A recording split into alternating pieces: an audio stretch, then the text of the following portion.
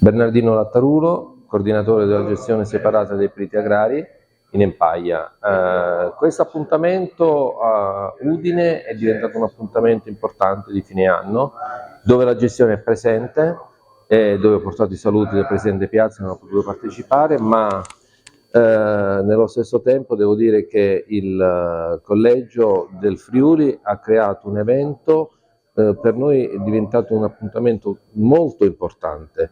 Nello stesso tempo ci permette di rappresentare quelle che sono le novità della gestione. Oggi abbiamo parlato delle MAPI, le MAPI che è la nuova frontiera del welfare per quanto riguarda l'assistenza sanitaria, la long take care che sarebbe la possibilità di dare un'assistenza prolungata per i colleghi che sono affetti da disabilità o che hanno difficoltà nel poter continuare nel lavoro, e anche quella del check-up annuale.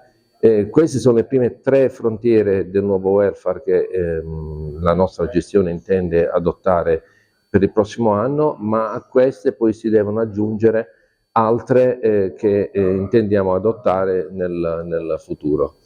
La gestione separata dei periti agrari sconta ancora delle difficoltà nel recuperare e regolarizzare una parte della platea. Stiamo facendo un grande lavoro di recupero crediti, siamo a buon punto, ma intendiamo raggiungere degli obiettivi di assoluta perfezione, di performance nel tempo futuro sicuramente. Nello stesso tempo posso dire che gode di ottima salute. Abbiamo un patrimonio complessivo di 260 milioni, 206 milioni di patrimonio attivo che viene investito, una crescita esponenziale dei contributi che sono arrivati a oltre 10 milioni l'anno, e confidiamo nell'aumento dal 2 al 4% dell'integrativo, sul quale stiamo ragionando col Collegio Nazionale.